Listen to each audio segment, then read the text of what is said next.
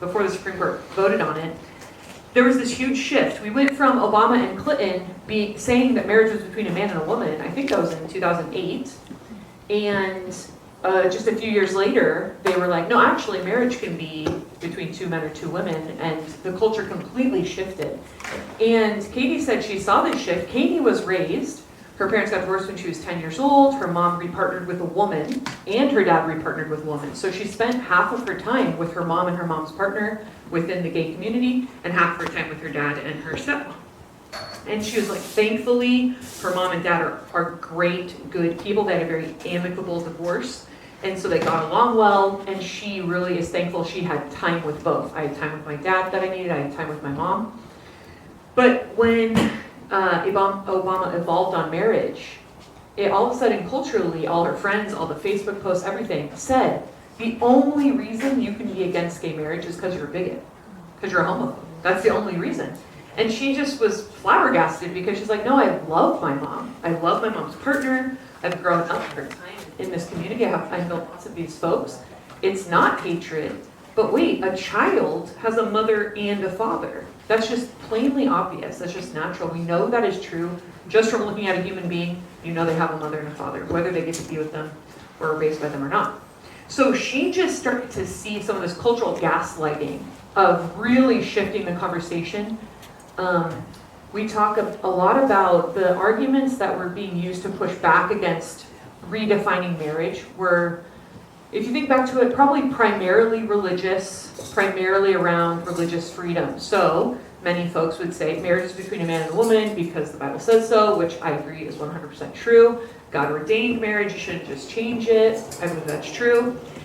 If you guys redefine marriage, you're going to start coming after folks who don't want to buy it hook, line, and sinker. We were absolutely right about that. Of course they did. They went from live and let live to actually we will crush your small flower business or your cake shop or whatever if you do not comply. All of that was true. The problem was none of that made a difference to a culture that is pretty much post-Christian. Right, so we're living right now in a nation that is benefiting from Judeo-Christianity. A lot of people do not acknowledge that you have the freedom to speak and not wear a head covering from top to bottom, and that different religions can kind of coexist. They don't understand that's an outpouring of a Judeo-Christian foundation. They think that's secularism, brother. It's like, no. We're living in a post-Christian nation that's enjoying the fruits of Christianity while saying we don't need God in the public square, you shouldn't be able to talk about all these things. But the problem is a post-Christian nation does not really care when we say God ordained marriage or the Bible says that marriage is between a man and a woman. They don't care about the Bible. Yeah, it's totally disconnected. The same way if a Muslim came to me and used the Quran to make an argument, I would say that's not an authoritative text to me. It doesn't really matter what the Quran says. We're in a nation that for the most part does not care about the Bible. The second tactic so the first thing is they said, we are not religious, so we don't care what your religion says.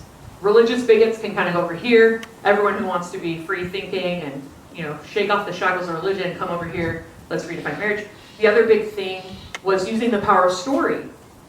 Because we talk about anytime you need to move the dial on an issue, you need to center the victim or you need to choose a victim. And that needs to be why we need to do the thing, is to protect this victim.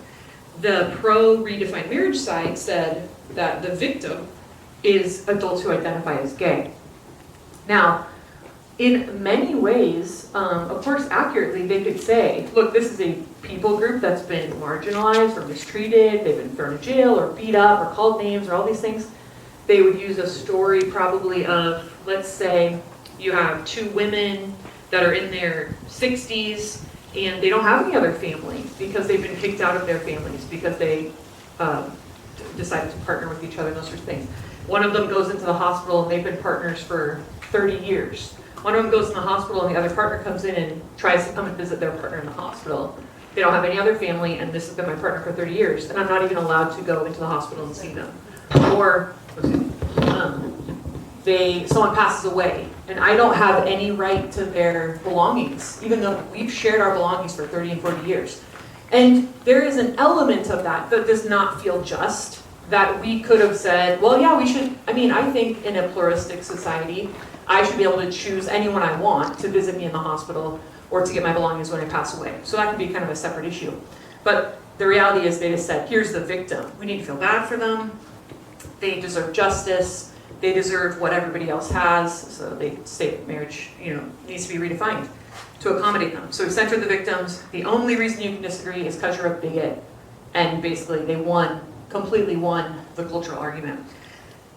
So Katie starts them before us. And we think that a winning way to talk about these issues and reframe everything, so any topic you could possibly think of, we focus on marriage, divorce, IVF, surrogacy, sperm and egg donation. We talk about adoption.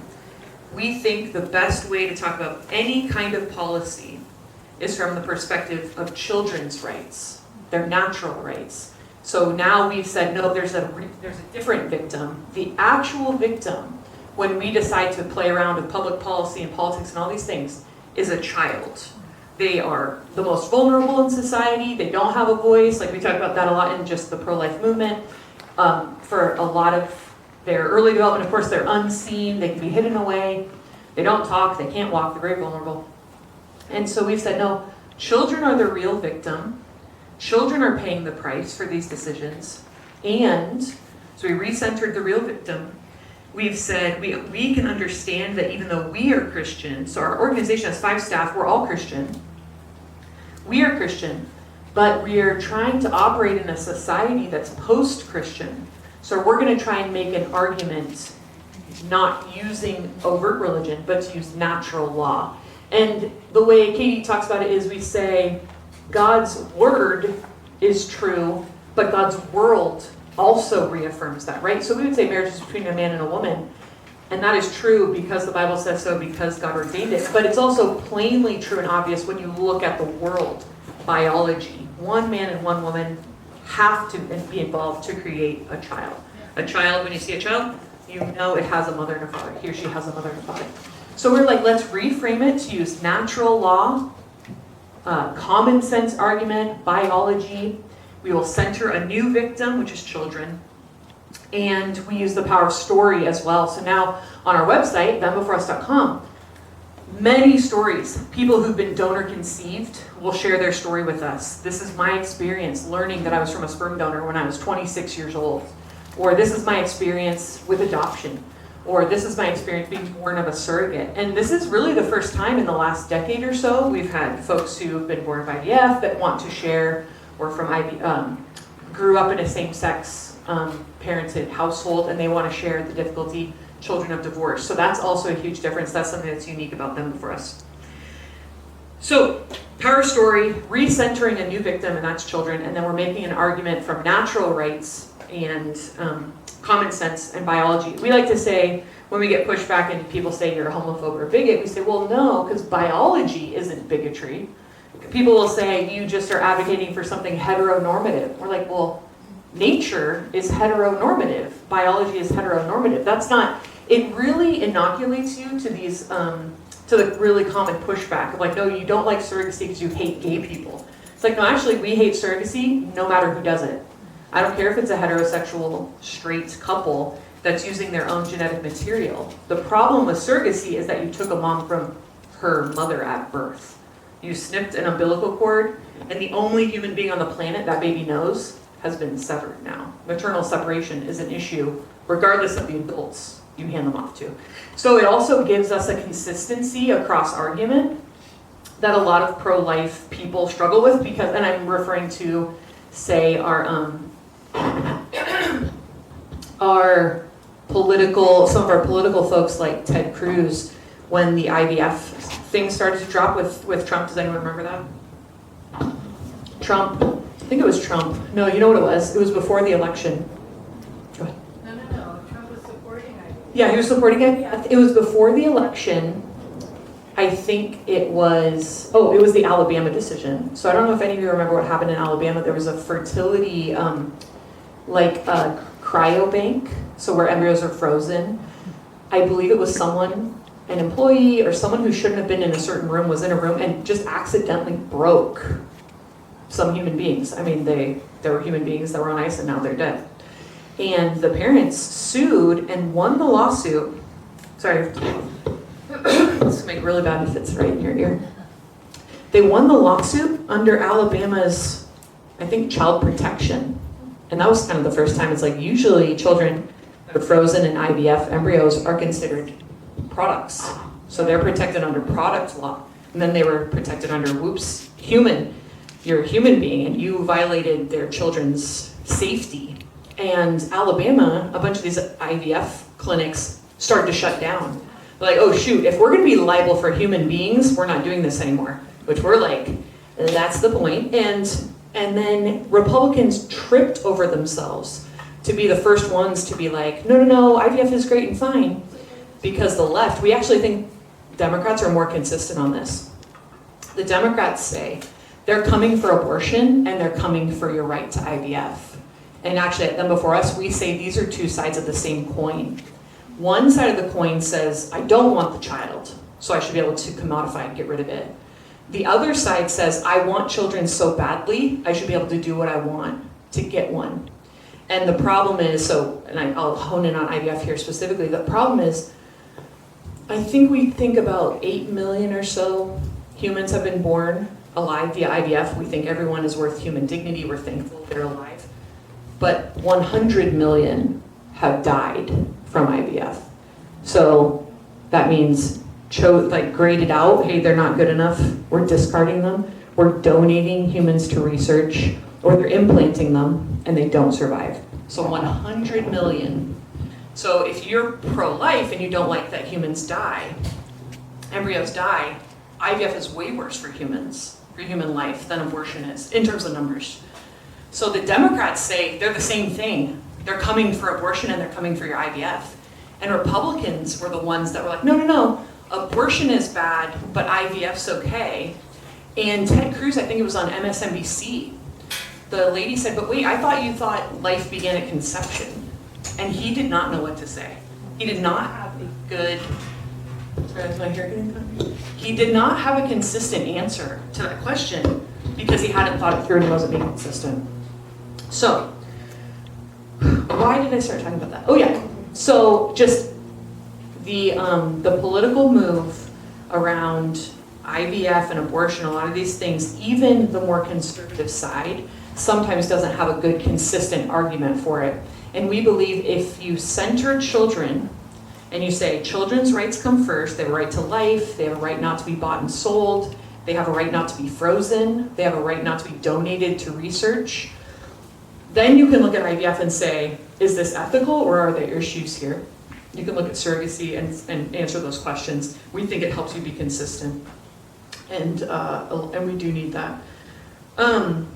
We talk about marriage, we talk about divorce. Again, just think, as I'm talking, if we talk about marriage and we say marriage is a good thing, and we think about it from the perspective of children's rights, marriage is a good thing and it should be kept between one man and one woman because that's the only pairing that could possibly create children.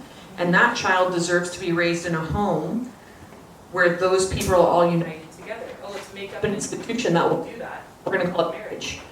The idea that we can just call anything we want marriage doesn't make sense. I was engaging with someone on our Substack who said, well, it sounds like you don't like gay marriage and you don't blah, blah, blah, blah. I was like, well, what do you mean by that? When you say marriage, what do you mean?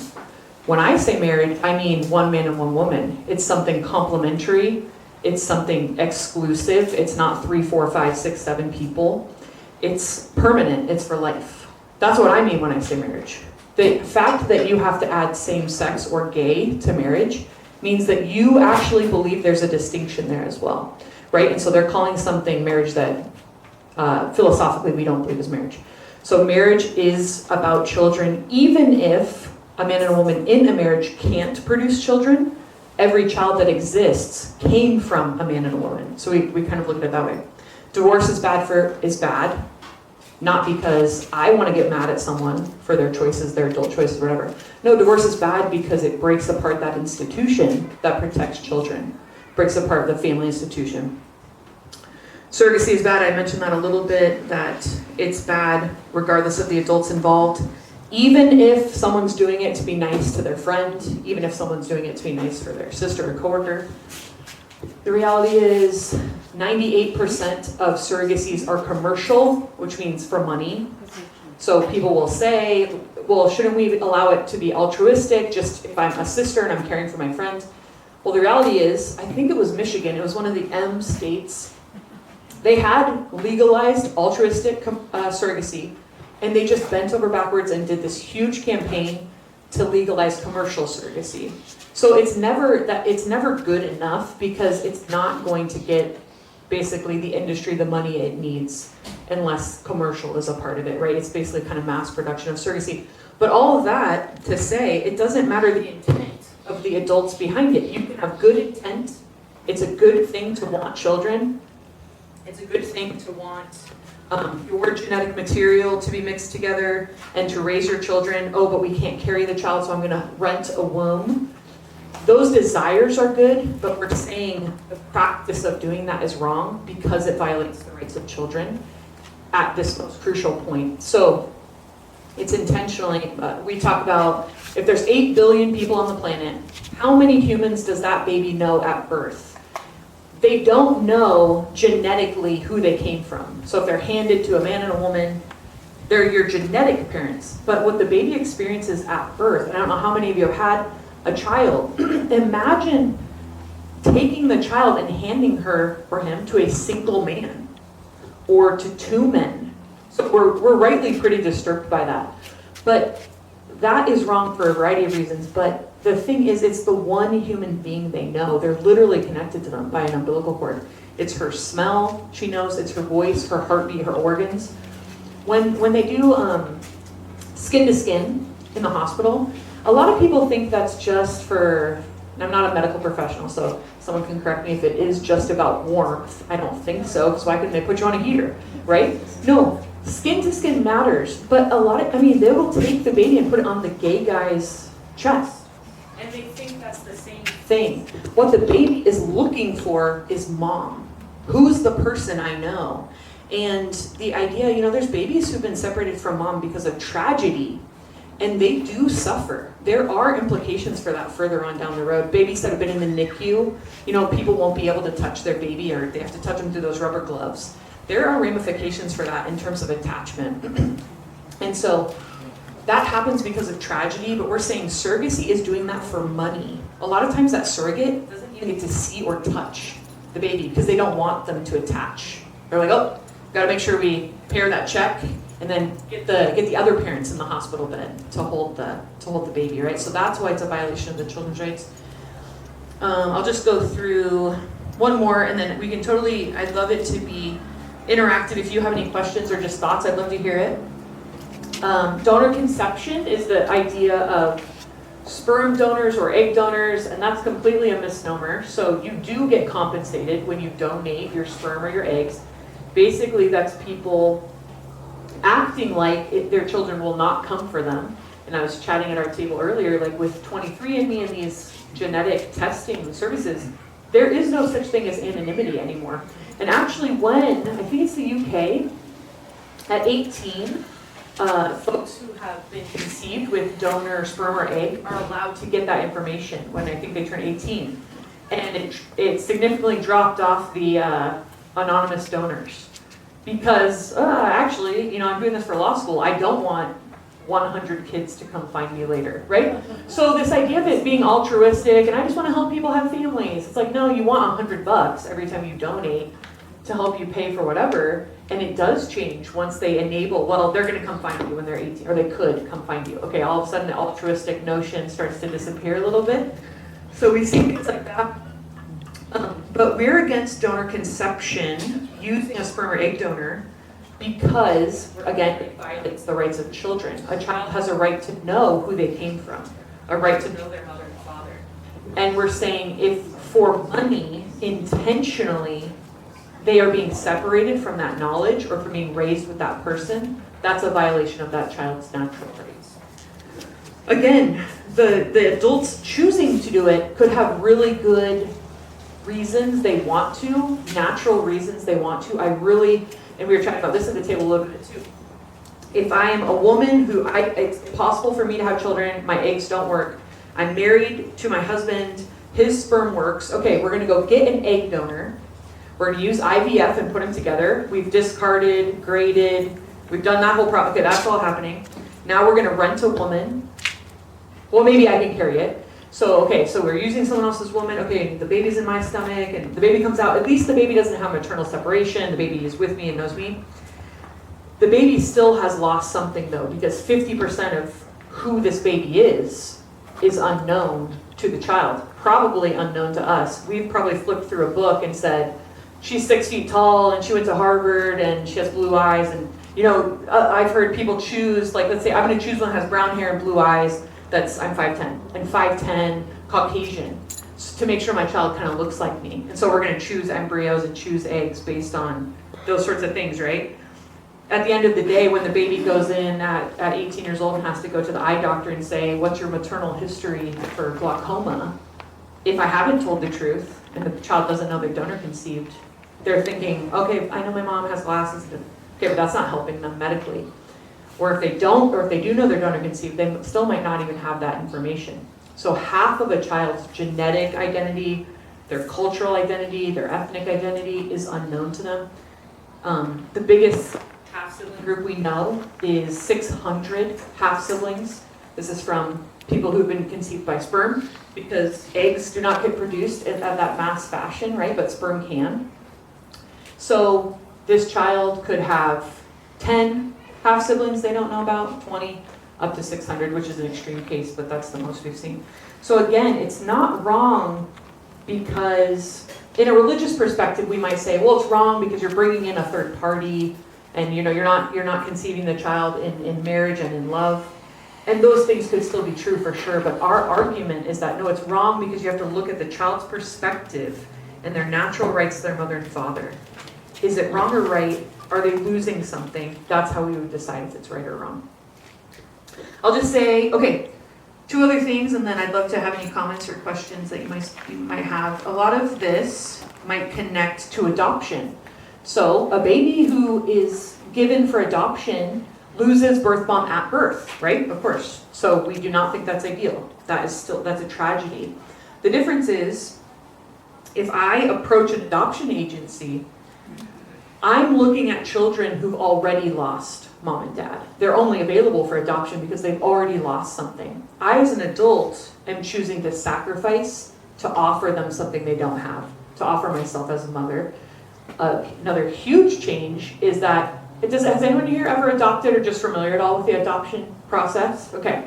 Did you have to go through a background check? Okay. To be a surrogate or to buy a baby with surrogacy, you do not have to pass a background check. A lot of times there's screening for egg and sperm donors and things fall through the cracks. I just saw a video today, a woman who donated her eggs and got diagnosed with a kind of a genetic, what did she say? It was some sort of genetic brain disorder that is like very good chance she passed on to her children. Which again, it's not a reason to perhaps not have your own children, but again, there's things that are known and then they would know, she'd be able to tell her kids that. Hey, just so you know, I got diagnosed with that, so we're going to do some testing so you're aware of it. No, she has children that she doesn't know about that are all over the place that now have an increased risk of this.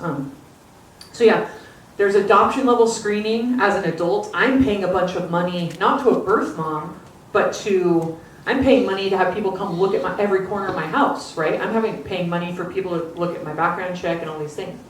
We just had a story of 2 gay men who used an egg donor and a surrogate. One of them is a registered sex offender.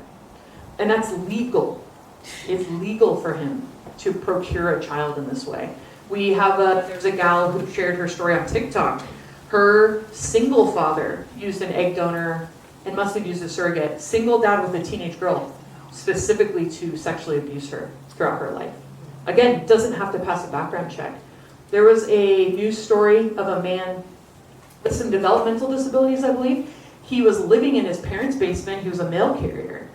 He commissioned a surrogate. He used his sperm and an egg and commissioned a surrogate. And the surrogate, because they implant multiple embryos to see which ones will take, well, all 3 took. So he was gonna have triplets. And he's like, well, I don't want triplets, I just want one. I only paid for one, right? It's a product I want, and I want it this way. Well, she didn't want to abort any of them, and you can't force her to abort, even though it might be in the contract, all these things. The babies were born, placed in his custody. He was unable to care for them. They got taken out of the home by CPS because they had dirty diapers, they weren't being fed, all this stuff. And they're arguing about it in court as a matter of contract law. Well, what does the contract say? Who do they belong to? All these things. A man with developmental disabilities who lives at home and all these things could not adopt a child. You would not be able to pass the various levels of screening or be able to afford it. But because he's doing it in this other way, again, technology is allowing for all these things, he's able to procure children. Okay, but we would say, so adoption is different though. It's different screening. It's a lot of oversight onto the adult because we recognize a non-biologically related adult doesn't have a right to children that aren't theirs. If they're going to care for them, we're going to evaluate it. And finally, I'll just say, them before us, we offer information. So just our organization is really all about information, trying to equip people on how to have these conversations.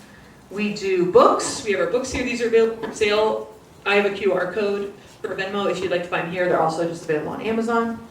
And we've got a podcast that I do, and I interview a bunch of different experts and people doing pro-life and pro-family work, so that's great. We have a radio program, Them Before Us Radio on American Family Radio on the weekends. We do social media. We have a small group curriculum for churches. We go through all the chapters of our book in a video format, and then we have a workbook so you can talk it through with people in a small group. We have an HR benefits, if I move over here, is it in the screen? We have recommendations if you have a small business or you know anyone who has a small business. A lot of companies are offering things to help their employees, like, hey, instead of adoption credits, now you can do IVF or you can do surrogacy. And we have a package that we went through with some experts, corporate experts, to say how could you craft some benefits that promote things like marriage and family counseling, and so you're staying married, so you're being healthy. And adoption credits and things like that, maternity leave, good things like that. And then the two final things are that we are developing a children's rights database. So we're going to have a map where you can go and see where your state, Washington, how it's doing in terms of children's rights. And we're also going to do a CEI, children's equity index that we are specifically targeting the Human Rights Campaign, and basically being like, the Human Rights Campaign is advocating for children to be, their rights to be violated because they're promoting all these things. And we are going to have a way that we can identify folks who are violating the rights of children and give them a grade. So yeah, that is done for us in a large nutshell. Yeah. Right. Well, thank you. For the Can I take off the break? and let's take some questions. Oh yeah, sure. Are you? Does that work? They use, but the doctor that they went to, he was a Christian. He would not do selective reduction, and he would not implant more than 3 embryos. And so they ended up having triplets, and I guess that's the only sort of circumstance that I believe, it's okay to do IVF, because it's with mom, dad, their own sperm, their own eggs, and there is no selective reduction. All babies are implanted with the goal of all babies being brought to term born. Yeah, I don't think probably they implanted 3 thinking all 3 would live though. I don't know, but I'm just saying it's very typical that they would implant at least 2 at a time, but they're assuming 1 won't survive. Typically, it seems like in the industry. And we've talked about, if you wanted to do IVF morally, someone might be able to make an argument you could do it if you follow this extremely thin line. And part of it might be they're never frozen as well. But the problem is finding someone who would do it that way for you is not only extremely rare, it's actually even more expensive. You will fight the medical professionals the entire way. And so we're not, so like with surrogacy and donor and sperm and egg donation, we say should be banned, absolutely zero reason to do them. IVF as an organization, we are just trying to say the way to do it ethically is so thin and small, it's hard to say there even is one, but we're not saying outright ban, outright you can never do it, because there are circumstances where people say, I only made 2, I implanted them one at a time right after each other, we never froze them, we didn't grade them, all those things. And so that is the most ethical way to do it if you're going to do it. Just as an organization, our general posture is disapproval in the sense of how many other human lives are discarded as a result, even if the one couple does it the most ethical way possible, if that makes sense. Yeah. Yeah. Thank you. Yeah, All thank you. right, any more? Interesting. To It can just be a thought too, it doesn't necessarily have to be a question. Back row, camera. Well, I think what's most compelling when I listen to any of this is that children are treated as a product. And that's probably the most, not just offensive, but tragic and violating aspect of whether it's surrogacy, IVF, that we're treating a child as a product, whether we get rid of it or we farm it, that it's a product. And a child deserves to be treated with the dignity of a full human being. Right. They are not a product. Right, and that's another big distinction between these practices and the adoption institution. Because in adoption, the child should be seen as the client. The child's the most important person here, and what is best for the child should be what is evaluated. In all of these other technologies, if I'm coming to use a sperm or egg donor or a surrogate, I'm the client. And the child is the thing I'm paying for. And when we see these disagreements, we wrote about this recently, it was gay men who used a surrogate and they saw a picture of her with alcohol next to her. I don't even know if she was drinking it or not, but it was a violation of their contract and they demanded that she abort and basically would have to do it again because you've damaged or potentially damaged our product, right? Or there was a surrogate who got cancer and she asked, I'm gonna delay my chemo treatment up until we can deliver the baby early. The baby will have the best chance at life and I'll be able to survive because I'll be able to start chemo treatment. And the couple that had commissioned her refused. They said, no, you have to abort because if you're delivering our baby early, you're basically delivering an unfinished product and there's gonna be extra cost associated and work associated with us having to deal with a premature baby. And she ended up losing the baby because you're not allowed to force her to get an abortion. And if she had just continued through or had delivered early anyway, she would have had to do it at her own cost and then could potentially be in trouble for violating the contract. So it's very messy when we treat human beings as products. Yeah. Anything else? I was handed a book at one of our parties, and it was when Harry became Sally. Oh, And he opens up the book with a basic point that says, medicine has gone to the point where, well, what do you want? We'll do it for you. And you keep talking about money and contract, and you go back 5,000 years, or 2,500 years to Hippocrates and his code, and you think, you read the code, it kind of seems a little silly, because it's wonky, it's for his time, right? But he basically makes the point of it, the code of Hippocrates basically says, hey, medicine's only job is diseases. Not to help you do whatever you want. well, like the Hippocratic Yeah, Oath. right. It's about diseases. Do you have a disease? You don't have a disease? That's what I'm supposed to do. I cure diseases, not other things. Not kill you, not commit suicide. He'd already addressed that, so that's my plan. Anybody else? I think I'd make a great point here.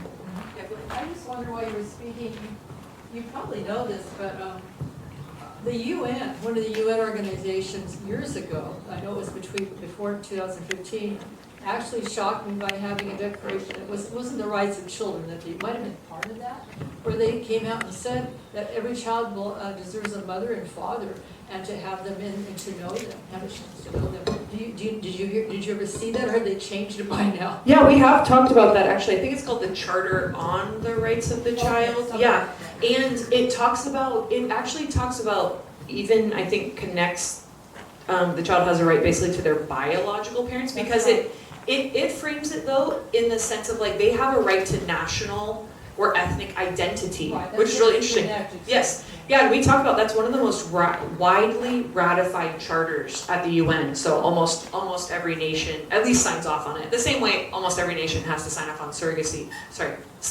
Oh. Even though they might secretly still do it, they all have to say to be part of the UN, we don't think slavery is a good thing. Yeah, it is at the UN.